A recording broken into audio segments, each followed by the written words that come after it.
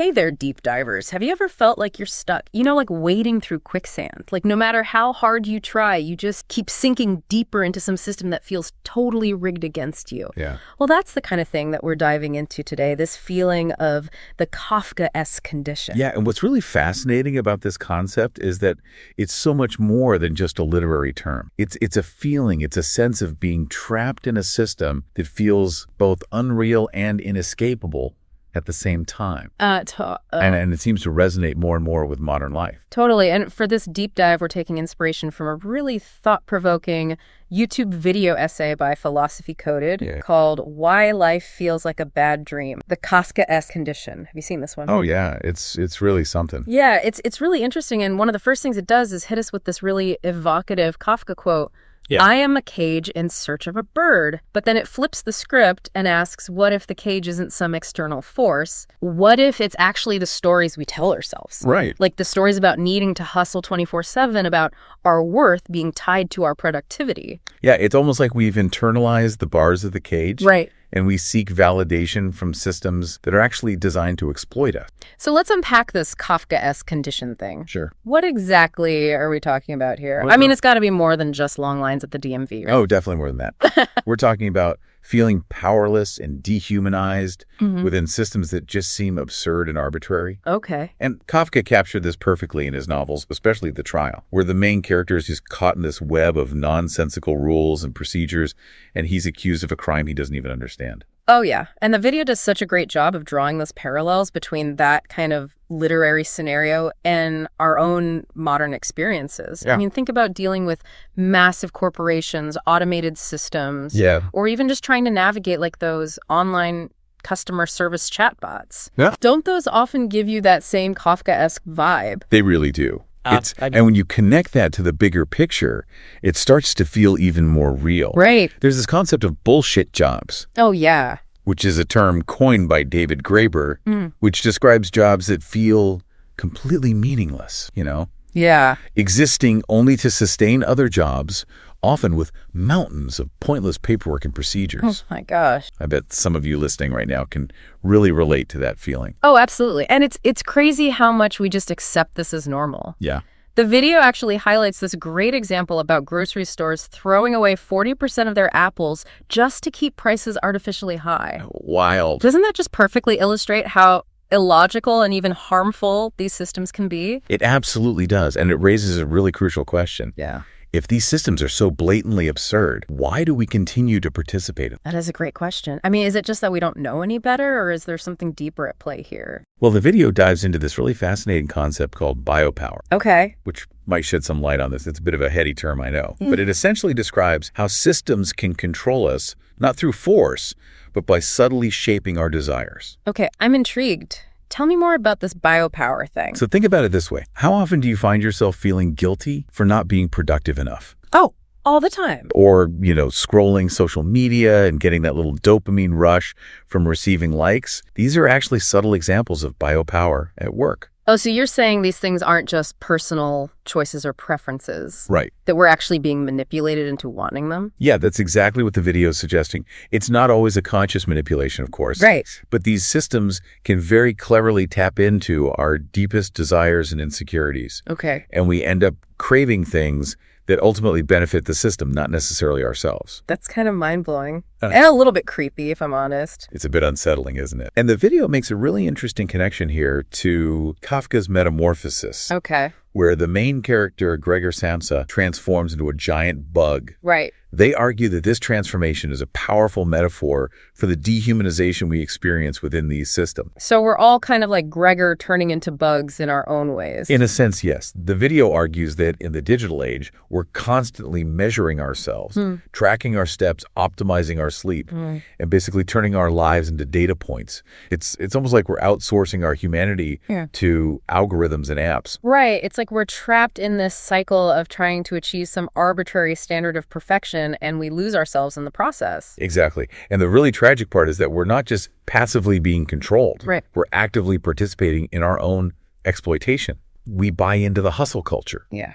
We chase promotion. We crave validation. We internalize the castle, which in Kafka's work represents that elusive symbol of authority that we're always striving for. Yeah. We become both the prisoner and the jailer. Wow. I'm starting to see how insidious this whole Kafkaesque condition can be. So if we're all trapped in this system, is there any hope of escaping it? Or are we all just doomed to be bugs forever? Well, before we spiral into existential despair, let's take a closer look at another fascinating connection the video makes this time to the philosophy of Albert Camus and the concept of the absurd universe. Okay, bring on the philosophy. But tell me, how does Camus fit into all of this? So Camus argued that the universe is inherently meaningless, Right. and our attempts to find meaning in it are ultimately futile. Okay. And the video suggests that Kafka's version of absurdity is even darker, even more personal. What do you mean by that? Think back to the Metamorphosis. Again, when Gregor dies as a bug, his family doesn't even mourn him. Oh, wow. They just shrug it off and go for a walk. Oh. This indifference, this coldness, is a key element of the Kafkaesque. That's a chilling thought. So it's not just that the universe is meaningless, but that it's also indifferent to our suffering. Exactly. And the video makes the point that modern life can amplify this feeling of indifference, Okay. We're told to find our passion in a system that monetizes everything, Right. turning even our deepest desires into commodities. So even our rebellion gets commodified. Exactly. It's like counterculture fashion becoming a marketing trend, or mental health hashtags being used to sell products. It's almost as if the system can absorb anything we throw at it. That's precisely what's so unnerving about it. It's incredibly adaptable. Right. It's like trying to fight quicksand. Right. The harder you struggle, the deeper you sink. This is all starting to feel pretty bleak. Is there any hope of escaping this Kafkaesque nightmare? Or are we all just destined to be cogs in a meaningless machine? Don't worry, it's not all doom and gloom. The video actually takes a really interesting turn here. It introduces the ideas of Viktor Frankl, who found meaning even in the horrors of a concentration camp. Wow. Imagine that, finding hope in one of the most dehumanizing systems ever created. That's amazing. So even in the darkest of situations, we still have some agents, some choice in how we respond. Absolutely. Frankl believed that between stimulus and response, there's a space. And in that space lies our freedom to choose our attitude. Okay. Even when it feels like everything is being dictated by external forces, we still have the power to decide how we react. I love that idea. So it's about recognizing those moments where we do have a choice, no matter how small, and consciously exercising that choice. Exactly. It's about reclaiming that space between stimulus and response. Okay. And the video brings in Stoic philosophy here, reminding us that we are not disturbed by things, but by the views we take of them. Oh, so much of what stresses us out are actually manufactured emergencies, deadlines, the constant pressure of FOMO. Precisely. Yeah. And once we start to see through those manufactured emergencies, the spell of the Kafkaesque starts to break. We start to wake up from the dream. And, this idea of waking up from the dream connects perfectly to another powerful point the video makes, and it involves the work of David Foster Wallace. Oh, David Foster Wallace. I actually read his commencement speech, This is Water, a while back. What a mind-blowing piece of writing. What does the video have to say about it? Well, in that speech, Wallace talks about how our default setting is to be completely self-centered, caught up in our own little world of anxieties and desire. He calls it our default setting, and it's something we all do, usually without even realizing. Yeah, I remember that. And the video makes this brilliant connection between this default setting and the Kafkaesque condition. It's like we're so busy worrying about our own little cages that we don't even see the larger system that's trapping us all. Exactly. We're so focused on the bars of our individual cages that we fail to notice the structure of the entire prison. And that's precisely what the system wants. It wants us distracted, divided, and preoccupied with our own personal struggle. It's almost like a magician's trick, isn't it? They get you to focus on one hand while they're doing something sneaky with the other. That's a great analogy. And the video suggests that we need to break free from that kind of hypnotic trance. It encourages us to ask some pretty radical questions. For example, what if productivity is a cult? What if normalcy is actually a form of gaslighting? Whoa, those are some seriously thought-provoking questions, and I love how they challenge the very foundations of what we consider normal or acceptable. Do you think these questions are actually designed to make us uncomfortable? I think there's definitely an element of discomfort involved, but I believe that discomfort is necessary for growth. By asking these radical questions, we start to challenge the assumptions that keep us trapped in the Kafkaesque system. We begin to see the cracks in the facade. It's like shaking ourselves awake, right? Yeah. It's about realizing that we've been sleepwalking through life, accepting things without truly questioning them. Exactly. And the video doesn't just leave us with these questions. It also offers some practical suggestions for how we can start to break free. It emphasizes the importance of reclaiming our attention, of becoming more mindful of how we spend our time and energy. So instead of constantly chasing the next distraction or dopamine hit, we should be more intentional about where we direct our focus. Precisely. The video draws on the teachings of Thich Nhat Hanh,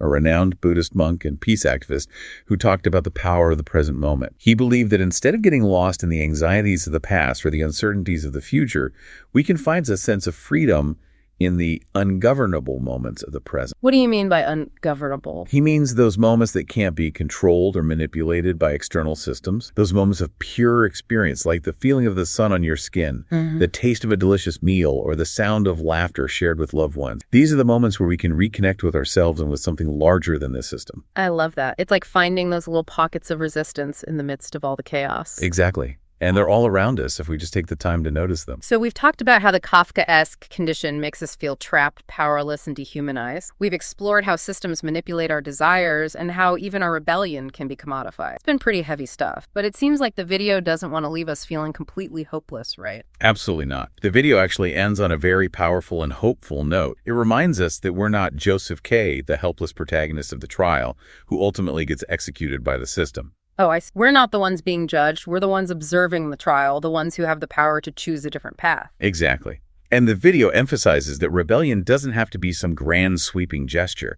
It can be as simple as deleting an app that makes you feel empty, spending a day without checking your phone, or having an honest conversation with someone about your fears. So it's about those small, everyday acts of defiance. It's about reclaiming our agency in whatever ways we can. Exactly. And the more we do these small things, the more we start to chip away at the foundation of the Kafkaesque system. Remember, even the most powerful structures are built one brick at a time, and we have the power to remove those bricks one by one. I'm really struck by this idea of reclaiming our attention. It's so easy to get swept up in the constant barrage of information and distractions, but what if we made a conscious effort to be more present, more aware of what we're consuming and how it's affecting us? I think that would be a powerful act of resistance. Yeah. In a world that's constantly vying for our attention, choosing where we direct our focus is a radical act. And speaking of radical acts, the video ends with this incredibly powerful quote from the poet Mary Oliver. Tell me, what is it you plan to do with your one wild and precious life? Wow, that really hits home, doesn't it? It does. It's like a call to action. It's a reminder that we only get one shot at this life, and we have the power to choose how we want to live it.